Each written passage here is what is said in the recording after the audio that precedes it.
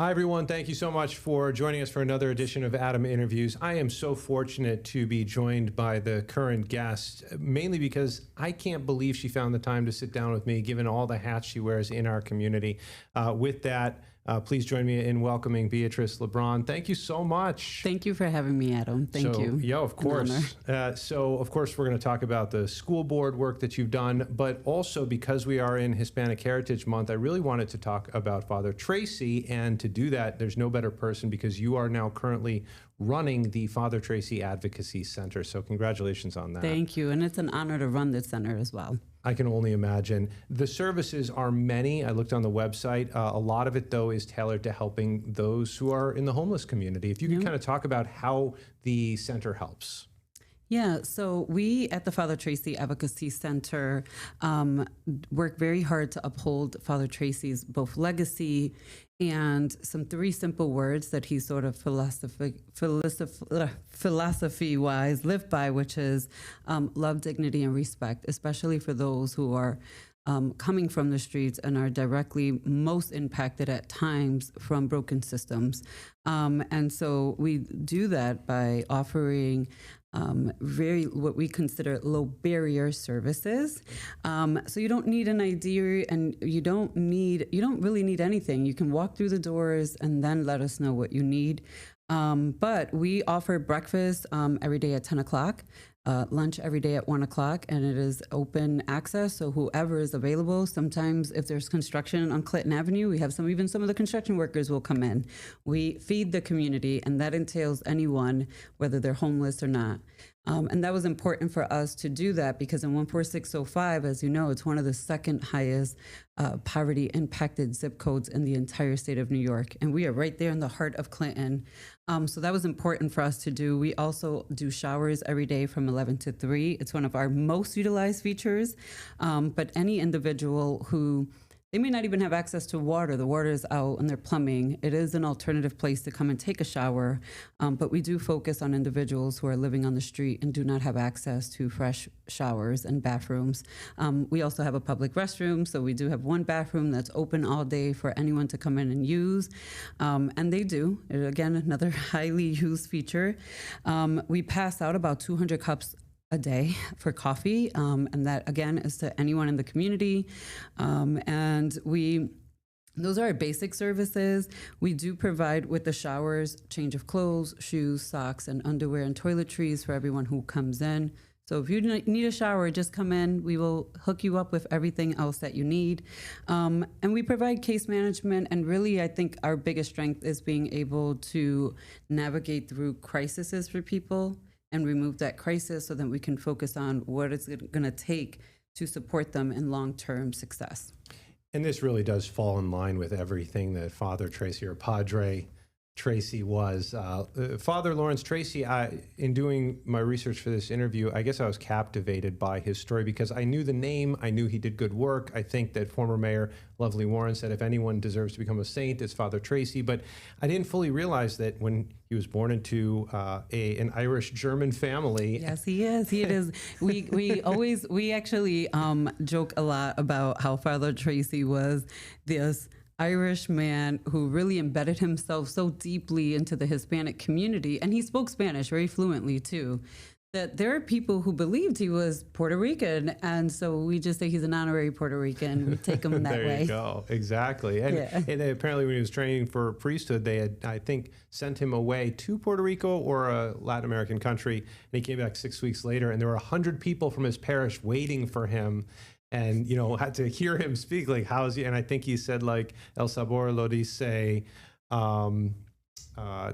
It's like the beer thing in Puerto Rico. It's like the taste says everything. And they burst into applause. And but I'll tell you, too, in North Clinton Avenue, when I started, you know, it's hard to sort of understand the impact an individual makes until you're embedded in the neighborhood that they're also from. There's not one place that I can go to and I not mention Father Tracy, and he hasn't married them, baptized their child. He is so fully embedded in this community. But on North Clinton Avenue, when I started working there, Even when I was doing outreach, because we also do outreach, so we'll go where we find encampments and where people are at to offer services. He is known as the barrio priest, which is like the priest of the neighborhood, right? And even folks who might even still be struggling with addiction to this day have told me, oh, I remember when Father Tracy picked me up one time on this corner and said, you're going to rehab, and drove them there, right? So he was known as someone who, on his own accord, when no one's watching, right, constantly went out to where people were at to see if they needed services, a prayer, a hug, some love, and constantly reminded people to remember their own humanity. Regardless of how bad you might get down the rabbit hole, remember your humanity in this. And I think that had a major impact on North Clinton. I mean, there's many things named after Father Tracy, but the center was something that he actually got to cut the ribbon for and was a part of it. And he was part of getting this up and running.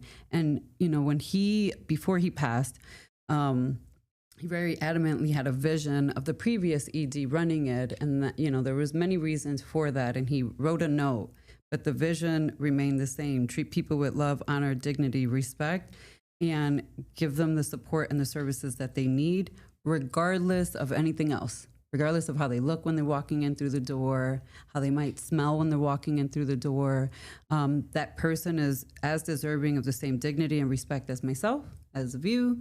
And that legacy is something that he himself built day to day, just interacting with people on Clinton Avenue.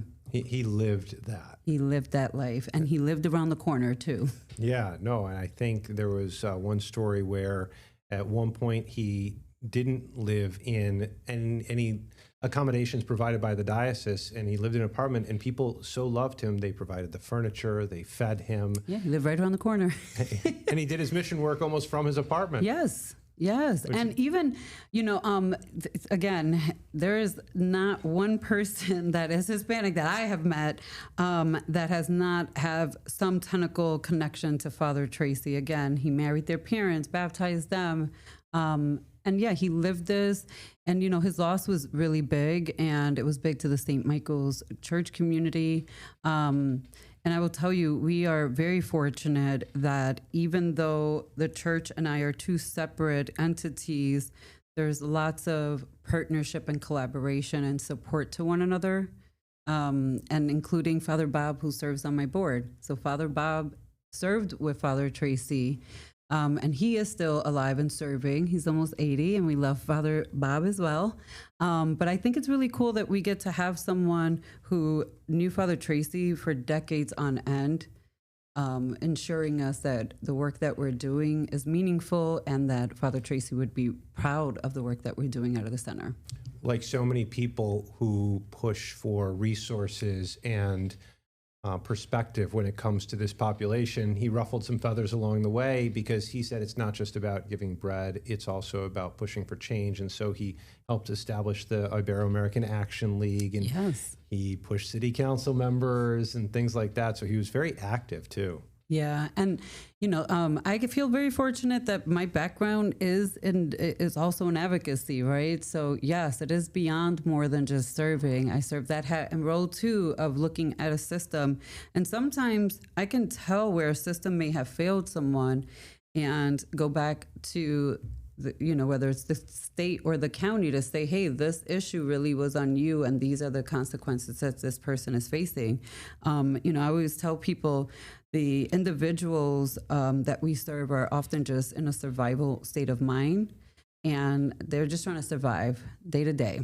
And no, they're not going to figure out that they got messed up on a situation outside of their control 4 months later. They are not going to know how to navigate at times those situations. And that is some of the work that my staff and I do. We navigate individuals. And again, it's about, you walk through the doors. We don't push our support onto individuals. So I want to be clear, because I think people get a little bit confused that when you walk in, I'm not going to offer you rehab right away. That's not how we work. However, at any moment, if any client's ever ready to go to rehab, we will drop and make those calls and get you in. That we can guarantee. We will get you into a rehab as soon as you tell us you're ready. And even that system has some issues, right? That we do advocate, we do step in. We are at opioid tables advocating for some of the changes that we do need to see in these systems. But if you walk in through the doors, our main goal is to try to establish a relationship with you. And it all stems from relationships. And so I always tell people, think about how hard it is to quit sugar or even do something because your husband's asking you. For me, in my case, my husband has asked me to do something and I love him and I want to do it, but I may just have a hiccup in getting from point A to point B. And that is often what our clients do face, is that hump.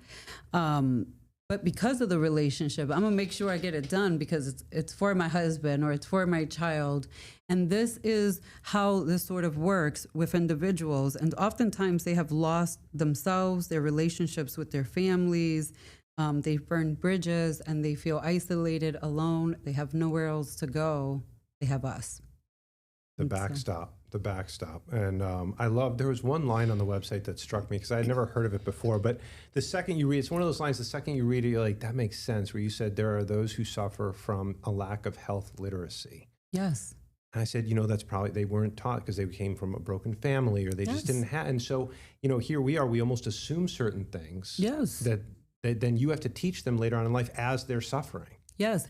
And, health literacy is a big one, and health comprehension. Mm-hmm. I have had debates, if you will, respectfully with providers who I will call and say, hey, this person actually needed a translator because the depth of information that you're giving them, they can't comprehend it. Yeah. And just because they may be able to say a word or two in English doesn't mean that they've absorbed.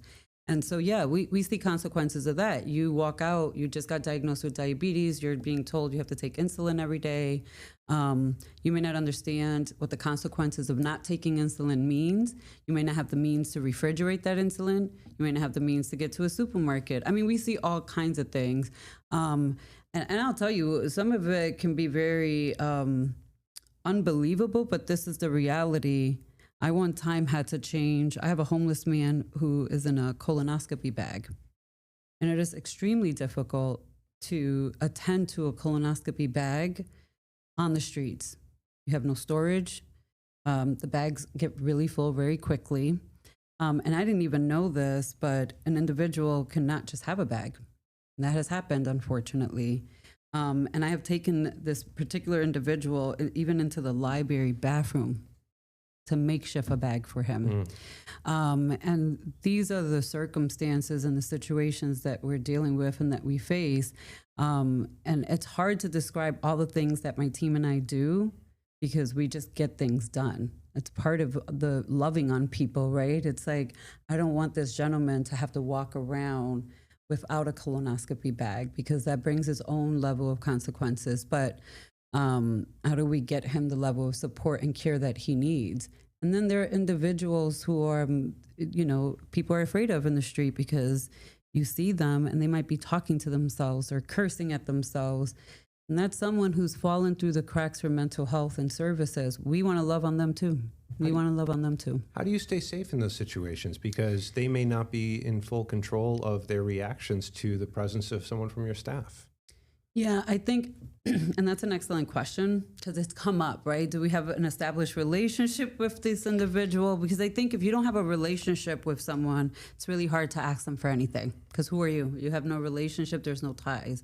I think for us, a lot of the individuals are the same individuals, and that's why it's so important for us to do outreach and go out and continuously meet individuals and work with other providers, because we may not have a relationship with them, but maybe Raw, who's right up the street from us, which is Recovery All Ways, and they're a grassroots volunteer-based agency. They come out every Sunday, they feed folks. They might have a relationship. And there have been times where we will call other agencies to say, hey, there's an unhoused individual in the corner of East Main, East Main by the expressway. Does anybody know who this individual is? And there might be an agency that says, yeah, us. We've had it done to us. We had two individuals right by Portland that the the DePaul and PCHO were about to launch on building housing, which we need. We need housing, and it would help house them, right? DePaul works with people with mental health, and they had reached out and said, "Can we go together to do some outreach?" And my case manager, the person I took with me, knew them for like 20 years. That's the other thing. I hired people that were born and raised on Clinton Avenue. Yeah. So many people who work at the center also were born and raised, and to this day still have ties there. But when we went, because my staff member knew exactly who they were and had a relationship with them, it is so much easier. It's like, let us give you support. Let us put you in temporary housing. Let us help you find housing. And yeah, it really boils down to relationships. And if we don't have them, who does, and how can we leverage it and get an introduction? That is such a great point and a great answer to that question. When I last heard of Father Tracy Advocacy Center, it was during the CRC scandal. This is a community organization that was tasked with dispersing ARPA funds to smaller organizations in need, Father Tracy being one of them. And I remember there was an outreach from Father Tracy Advocacy Center saying, we need help. Like, yes, the money didn't get to us. Has that been resolved? No, thank you for bringing that up. We are actually still in court. Where we're at with all that right now, I ended up having to let go of staff. I had to furlough myself and my director. And we went through a very rough bump. I will tell you though, the clients we served never felt that impact or that bump, and that I'm proud of, right? They knew some things were going on. They could keep up with the news on TV too, for those who had access. But the AG has appointed a receiver, and they're in the process of going through CRC's records and books and dissolving it. And then we will get a portion back, if you will, of what was taken. But we will not fully ever recover from that entire situation, unfortunately. Yeah, that is too bad. So I can already tell this is going to be one of those conversations that I'm going to wish I had an hour for. Before we kind of hit the last 10 minutes, I want to move into you. So you grew up in the Bronx. How did you come to care so much about the Rochester community to decide, I'm going to dedicate a huge portion of my life to advocating for people in a community I didn't even grow up in? So I credit Rochester for also saving my own life, right? And we won't have enough time to go into my background and story, but what I will say we'll have you back. We'll have me back just to share. But, I was a troubled youth. I was a runaway. I was a teen mom. I had my first child at 16, and it was a very traumatic experience, which is why they're 14 years apart, but we'll talk about that another time. Yeah. And I was heading down a life that was going to lead me to jail institutions or death myself. And it was my sister who had went to Brockport and graduated Brockport because she got a job here at Hillside. She ended up staying, who went and did the outreach and got me out of the Bronx and was like, hey, you have this kid, like this is the path that you're heading. I have my own siblings who have had struggles with drug addiction and death in institutions. And she was like, this is where you're heading. And you have like firsthand knowledge and experience that this is the outcome. And so I moved to Rochester at 19. I didn't know anybody. I didn't know what the heck I was going to do with life. I like to say I was undereducated and overburdened, if you will. But Rochester saved my life, and it started for me with volunteering at Bill and Bob's, which is a recovery house on Monroe Ave. So shout out to Dave and 289 Monroe Ave. They always have AA and NA meetings if anybody wants to go. But I started volunteering there, and that is sort of how I realized, like, I love helping people, whether there's a financial paycheck at the end of this. My life's work, people will never get to know all that I do. I'm only paid for a portion of it, and the rest I do on my own. And it's not for the public, not for show. I genuinely know what it's like to feel hopelessness, despair, and feel like you have no other option but trying to take your own life. And that is my background and my experience. And it was after I tried to take my own life that my sister was like, yeah, no, we got to get you out of here. And my sister brought me up here, and for a long time, it was just her and I. I ended up meeting someone whose father worked at MCC, and that's how I got to go to MCC. That's how I got to meet Brian. And then through MCC, I got super involved in clubs and activities. Met Dr. Pete Otero, who was like, hey, you need to go to Fisher. That's my alma mater. And him and Tom Peretti helped me get a communication scholarship to Fisher, because I went there initially. I thought I was going to, and I'll back up all the way to when I started MCC. I thought I was going to do computer science because I didn't necessarily know if I wanted to work with people. Just so you know, I was like, oh, this is hard. I was like, this is hard. That's funny. But then, yeah, ended up doing all nonprofit human services. But my first job in nonprofit full time was at ABW, which is now Willow. And yeah, I was through 5 years there where I was like, I love doing this work. This is hard, but I know that people need to feel like when they're hopeless that someone is going to be there for them. And clearly that outreach from you of all people probably comes with more of an impact because they know that you've been there and maybe they trust you more. I don't know. Yeah, I've been there and I've learned, you know, at this ripe old age of almost half a century at this point, that life is hard, but things happen and they pass. Mm-hmm. And that's the key. Like, things are going to happen and they pass. And what I've learned is that a lot of people, especially if they don't have that supportive structure of learning communication skills, if I'm frustrated, here's how I communicate frustration. There are individuals never taught that. And that's why you see certain things that happen. But knowing the notion that this too shall pass, that there is always going to be a light at the end of the tunnel. There's always hope. And I sort of believe that if you're alive and you're breathing, there's always hope. There's never room for hopelessness if you're still alive. And it's coming from someone who sees what would make many hopeless every single day. Every single day. I think that says a lot. How did you end up on the school board, by the way? I was working at the school district and I had a situation involving a mental health arrest that I adamantly disagreed with, primarily because the individual was the victim. Like, we called the police because he was the victim. But that was just really the tipping point, if you will. There was things I was seeing in the system every day. And mind you, at that time, you know, I had both my girls. I ended up adopting a kid when I was 25, when I was at Fisher, one of my brother's children, because him and his wife were actively out using. And so I've raised her. But, you know, when at that time, I'm sorry, Adam, what was the question? No, so how did you get on the school board? Yeah, so the school district. So I was saying how I had these two girls in the system and they would come home and say, yeah, school was fine. They would share a little bit, but it wasn't until I worked there and I saw and I was like, oh, there are a lot of decisions that don't make sense. And sometimes those decisions were coming sort of top down, but day to day, you know, it's a decision that you knew wasn't going to work because they don't know all the intricacies of the day-to-day operations. But it was that one incident that tipped me over. I had no interest in running for school board. I didn't even know how to get on the school board, but I was determined after that. After that incident, I was like, I'm gonna stop working for RCSD and figure out how to be a part of the decision-making table. Yeah, and you've lasted for years in an environment where people come and go. How have you endured? It's tough, Adam. Again, I go back to the belief that there's always hope if we're alive, right? Yeah. No, I, you know, often people are asking me like, why haven't you walked away at this point?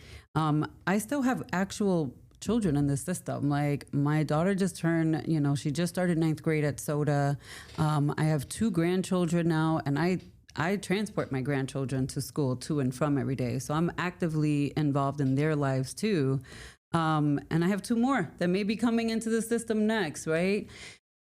My time is not done in terms of being a parent and now a grandparent. And I have been with the district as a parent. My daughter's going to be 30.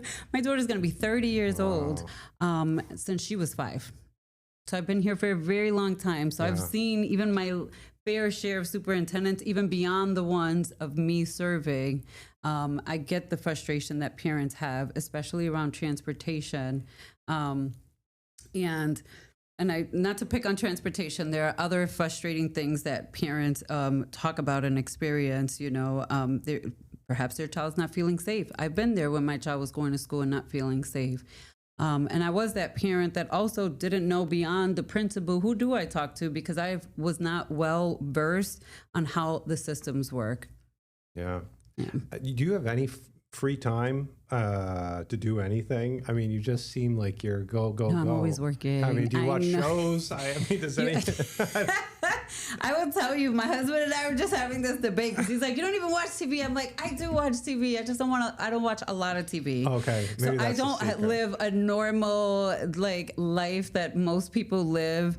So yes, if I watch TV, it's like a very rare weekend. I may not have something on the calendar to do because if I am not doing something for the school district or my job, then it's my children and my grandchildren. I love picking up my grandchildren. They are my replenishing source of energy, right? Because that's what young people do. They remind you. They are so hopeful. They have no biases or ill wills at 3, 4, and 5 about the world around them. And so I do try my best to spend as much time, and I want them to have a very strong relationship with me and my husband and my kids and know that we're here for them. But no, I very, very rarely watch TV, and I have to plan fun stuff sometimes. There you go. We're going to end with something I think you've already said in so many ways, but what message do you give someone who is at rock bottom, who's struggling? That there's hope. That's hope. There's hope. And when you're at the Father Tracy Center, I tell them hope lives here. So you've made it here. Hope lives here. I love that. Thank you. Thank you. Thank you for coming in, talking about Father Tracy's legacy and the legacy that, frankly, if I may, that you're building as well for yourself. So thank you. I really appreciate your time and everything you're doing for the community.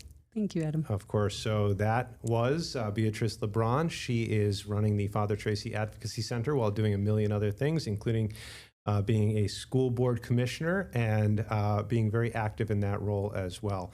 So I want to thank her and also everyone else who supports her team there out there, and they could use your support. So if you go online, look at Father Tracy Advocacy Center. As we noted, finances are tight right now, and they could certainly use your help. So with that, I want to thank you as well for joining us for yet another edition of Adam Interviews. We are going to continue to bring in interesting guests who are making an impact in our community. Thanks so much, everyone, and take care. Get the Rochester First streaming app today for everything you love from News 8 On Demand, plus exclusive shows you won't see anywhere else. Search ROC and download for free on Roku, Amazon Fire, and Apple TV.